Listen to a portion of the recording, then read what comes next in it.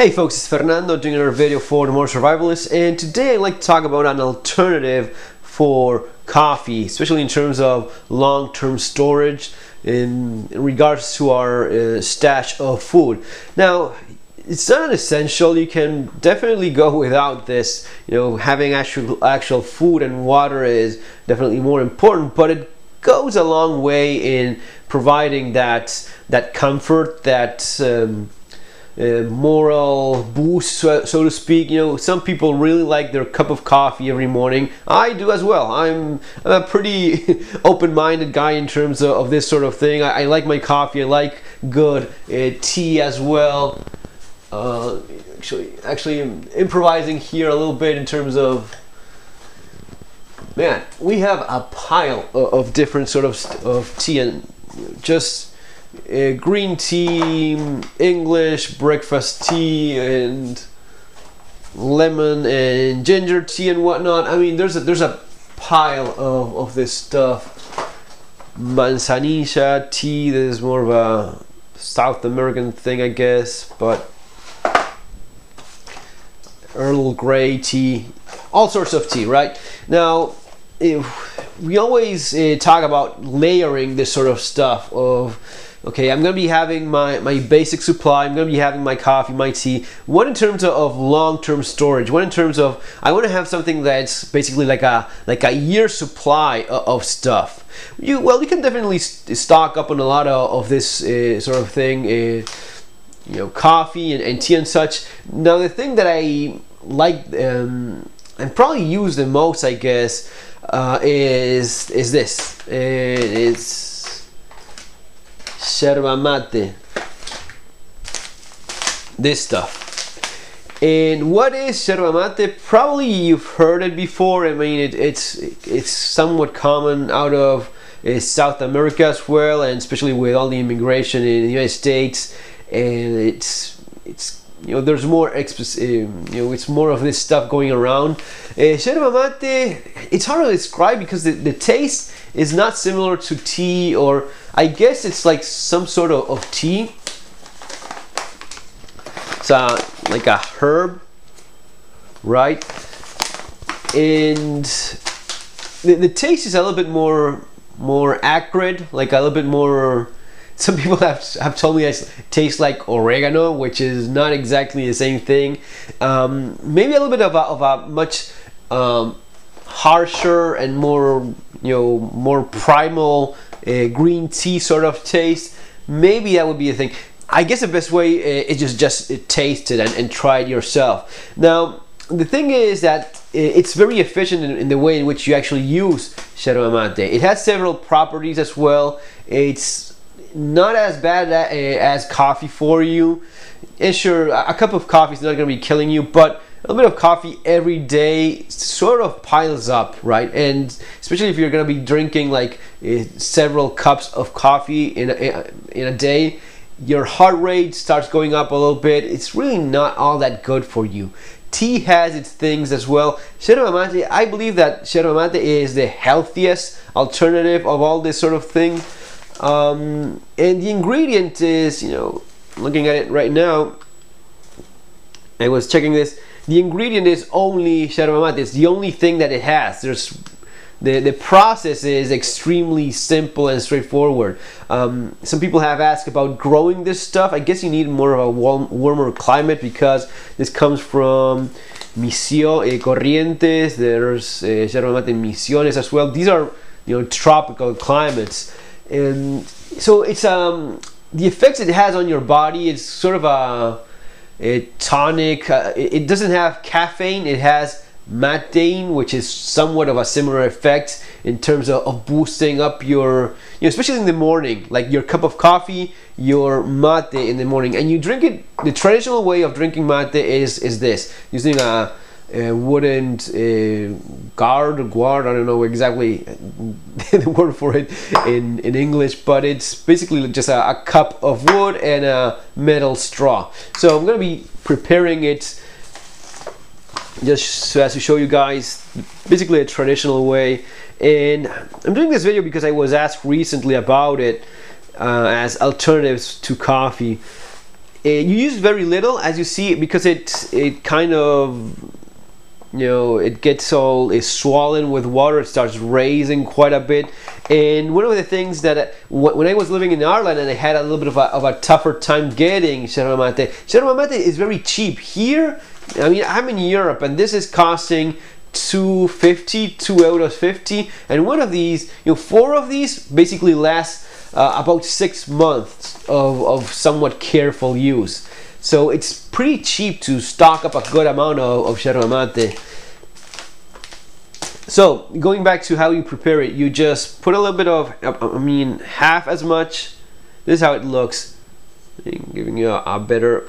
It has, you can have it either with palo, which is like those little sticks, or not. I like having it, or just leaves. And there's different kinds. If it's from Corrientes, it has a little bit of a different taste. If it comes from Misiones, it's different. This one, where was it from? From Corrientes. Corrientes is nice. I think it's a mild enough flavor that it has. So you turn it upside down, you shake it a little bit like that, and you end up with a lot of dust in your hand. You clean that off, and you keep it to the side like so. And you put some warm water. One of the, I've read some studies about the properties of yerba mate and such. The cons would be, there was something about if you're using too hot water, if the water is too hot, you can have some adverse reactions to that. But it's basically the same thing as with anything that's too hot, like coffee too hot or tea that happens to be too hot. That's really not good for you. But mate should be basically just warm, not boiling hot or anything like that. So you should let it like sit like that so that the leaves soak up the water and get a little bit bigger, so they don't clog your straw here. And I don't know, maybe 3-4 minutes. Let's go forward with it and see if I can get it to work. One of the things that you do is, especially the first couple sips, you just spit them because they have a little bit of dust in them. Some people drink it, but it's not recommended, I guess.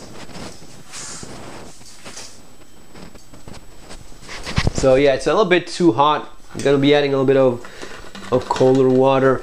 And well, if you're gonna be drinking it like this, which I guess it's, if you're not from around those parts of the world, maybe it seems a little bit strange and such. It's more of a social kind of drink. People drink it like in a friend's gathering or family, and they all share the same mate. So they're gonna be, the traditional thing of doing is you serve one, right, and you pass it all along to someone else. In today's more obsessed society of not I don't know, not sharing stuff and such, especially sucking on the same straw. But I don't enjoy doing it like that that much with people that are not. I share it with my wife, right? That's where I feel comfortable drinking mate, and it's a very nice experience actually sharing your drink with someone that's close to you. The traditional Argentine or Uruguayan person, or even in southern Brazil, those guys that drink mate, they will just share it with complete strangers. Maybe not your thing, maybe not mine, but just the way it is. So yeah, that's about right. Now, some people don't like the taste and will add sugar. Very common, especially these days. I guess the younger people are more used to stronger flavors and such. They just can't drink it straight, or they don't think it's good. So it's very typical for people to add sugar to their mate, honey as well. I've even seen people throw in their milk as well, which is basically like a crime. So yeah, it's actually very good. I really enjoy my mate every morning.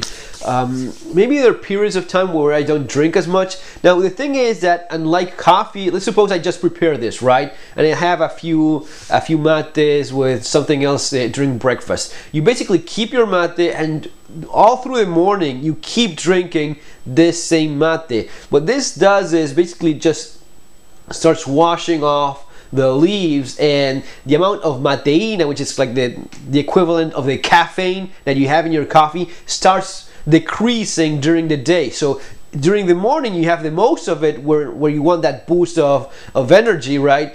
And during the day you're just having a little bit less and less with each one that you serve. You're not supposed to move the straw. It's supposed to stay that way. As it starts building up, the leaves absorbing more water and getting bigger, it stays firmer in place.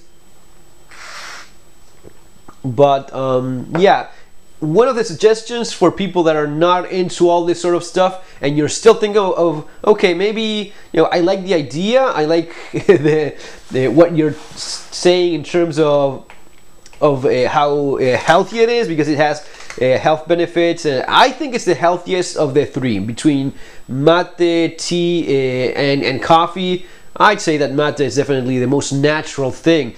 But if you're not into all the straw, wood cup and such, you can try having one of these. One of the things that people do in Argentina as well is have mate cocido, which is basically like a tea made of mate. You can basically use it like a tea as well. So you fill one of these up, put it in a cup, and yeah, you add your sugar or whatnot, and give it a try. You're not doing all the ritual traditional thing, but still having the benefits of yerba mate. So yeah, it's definitely worth trying. Again, I like the idea of using it throughout the day. Makes it very efficient in terms of, if you're going to be preparing coffee, each single cup of coffee is, it's like using the leaves of your tea time and again. It has less and less tea in it each time. Something like that happens here. Of course, you have more quantity here than a little tea bag of those, so you have more leaves there. But yeah, guys, that's basically it. This is an alternative to coffee and tea. If you want to try it out, yerba mate. The bags are probably available in your store nearby, especially where there's the imports or stuff for Latin kind of food. Give it a try. All right, give it a try and let me know how you liked it. Take care. Have a great day. See you on our next video.